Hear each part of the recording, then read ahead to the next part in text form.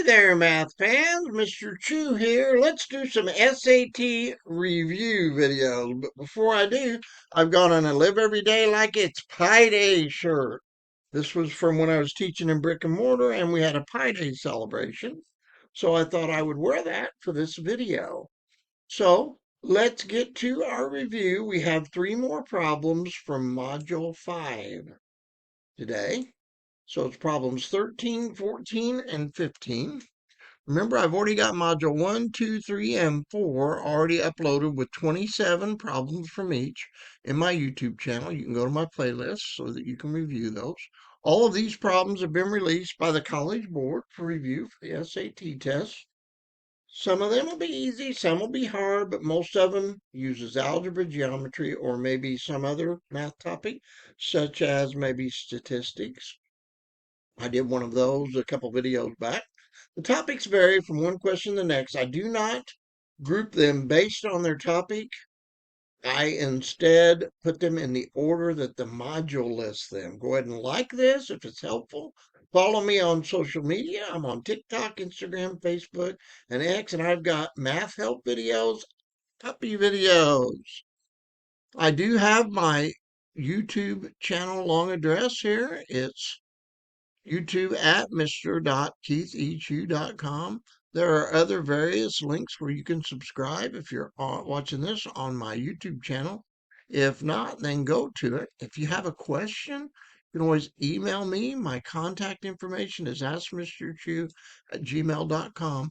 I do have students that will request particular videos, and I do my best to answer your questions. So let's get to them. Remember, it's important that you practice. The idea is for you to practice these types of problems because they are fair game for the SAT.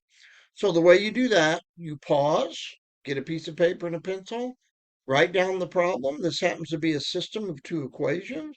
It says the solution to the given system, which is a coordinate, x, y, where x is greater than 0. What's the value of x or the x coordinate?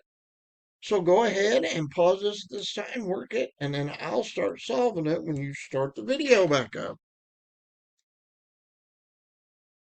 Substitution is the easiest method to solve this system of equations. You could graph them both. And if you have a graphing calculator, that's fairly fast. Then you have to use the trace function and see if you can hit it right on there. So since y equals 4x, then I can substitute 4x for y in here. So I can just put a 4x right here. And then once you do that, you can take your y equals x squared minus 12, put the 4x for the y. Now we're going to solve for x. So you're going to have to take and use properties to move the 4x to this side, and then use algebra to solve for it. So I use what's called the subtraction property of equality. So if you subtract one side from 4x, you got to subtract the other 4x. You notice I put it underneath the minus sign because there are no other like terms just to the x to the first power. So this crosses out and I get a 0 and I get x squared minus 4x minus 12. And I rewrite the trinomial now to factor it. So you're taught several different ways to do this. You could even use the quadratic formula if you remember it. You could complete the square. You could graph this to find the zeros, which is where it crosses the x-axis. But the way that most students would do this problem in an Algebra 1 class is to take and write this trinomial as 2 binomials, where when you multiply using FOIL, you'll get a negative 12 when you multiply the 2 constants. And then when you multiply in the O and the I, the outer and the inner, and add them together, you'll get negative 4x. So I'm going to rewrite this so that I can use the factor by grouping. So if I write minus 4x as minus 6x plus 2x, because when I combine those two, I get minus 4x. And then when I take negative 6 times 2, I get negative 12, which means now I can group the first two together and the second two together and then factor out the GCF. So I put parentheses around these using the associative property of addition, parentheses around the last two, and then I say, what is the GCF here? Well, that's an x.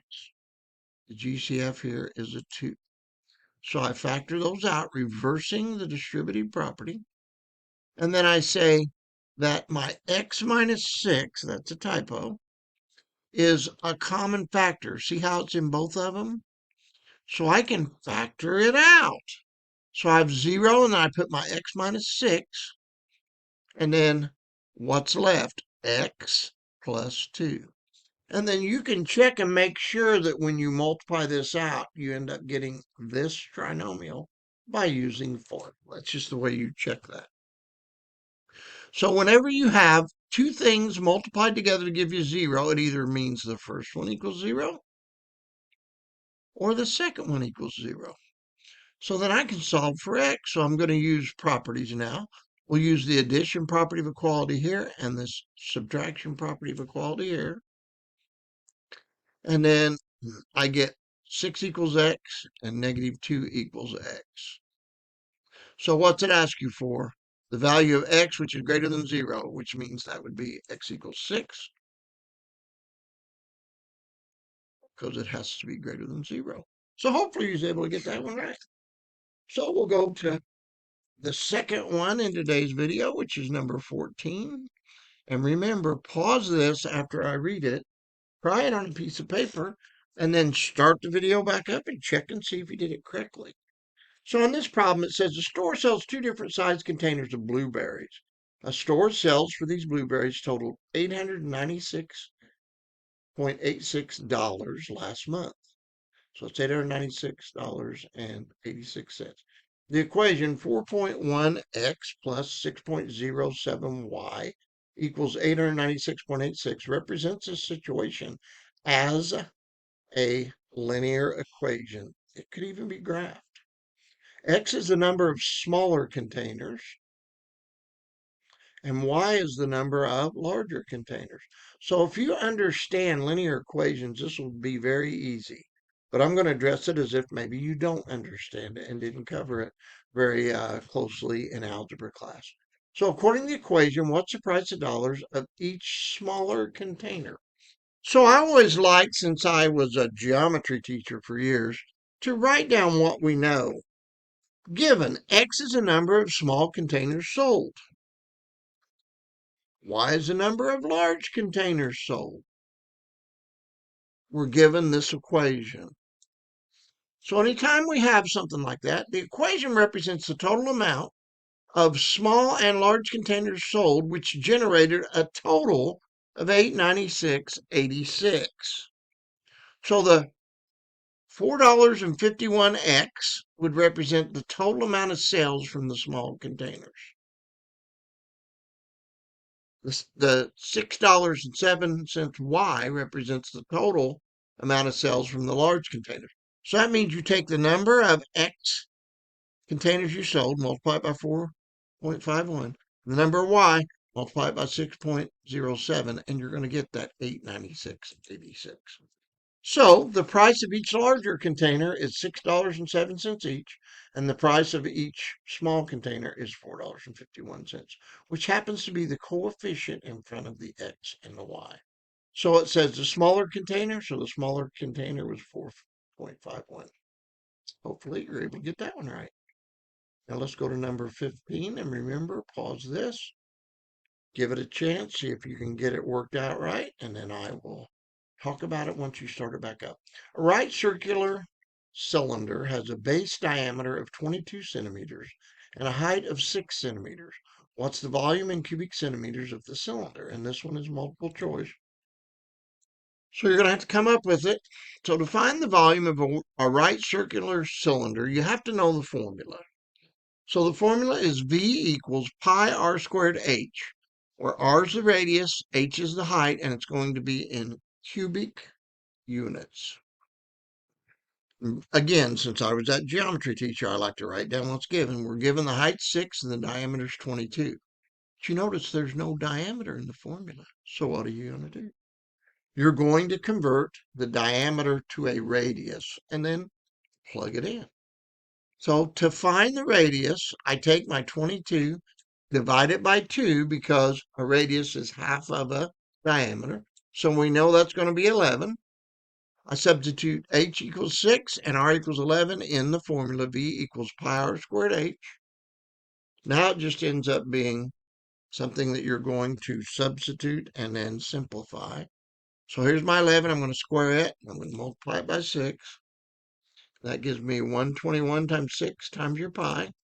And we write that as 726 pi, which happens to be choice C. So hopefully you were able to get that one right as well and got 3 out of 3. If not, you could always go back, redo them, and see if you can find your error based on us working through the solutions. Okay, so we're winding down now in this particular video. There are links to all 27 problems in modules 1, 2, 3, 4, and now I have 15 problems done from module 5. There are 6 modules, so I'll be doing one more after this, and then I'll have to find something else. Maybe I'll do some ASVAB, maybe I'll do some ACT, or maybe I'll do some individual Mr. Chu questions that I believe may be on the SAT. So here's the long link. Make sure if you haven't subscribed, you subscribe to my YouTube channel now so that I can reach out to more people. Here is my email address, askmrchu@gmail.com. So you need to help me spread the word. I am Mr. Chu, and I help students with math questions. I want to explain algebra. I want to explain geometry, arithmetic, pre-algebra. I want you to do better on the SAT. So I have these SAT prep videos, and I will continue to do them until I've completed all 6 modules, and then we'll see what happens next. I have Math Minutes with Mr. Chu, which are just topics that I think would be helpful to you. And then I associate even shorter math minis. I also have bare algebra videos where I just went through different algebra topics and I said, hey, I've got a peekapoo by the name of Bear, and I'm going to name my geometry videos after Bear. And then, or after the algebra videos after Bear. Geometry's after Brack. He's my 110-pound 3-year-old. Bear is my 27-pound 13-year-old. Trey's my black cat, and I have arithmetic videos and pre-algebra videos that I name after him. And then I'm introducing something new I'm working on right now. It's taking me a while to get it set up, but I'm calling it my Bare Algebra Curriculum for homeschool and independent learners. So what will go along with this, and anyone can take part in this, will be a free Zoom tutoring session where I'll answer questions that are pre-sent to the people that are invited, and it's free. All you got to do is just sign up and you'll be able to go to it, and I'll answer questions. We'll work a few problems each week that you know ahead of time, 5 problems, and then I'll answer any questions people have about their particular algebra classes. I'll see you in the next video, and what's really important to me is for you to remember that I'm Mr. Chu, and I'm going to be talking about bare algebra a lot in my next videos, plus finishing up the SAT videos. And I want to help you understand the math. See you in the next one. Have a good one.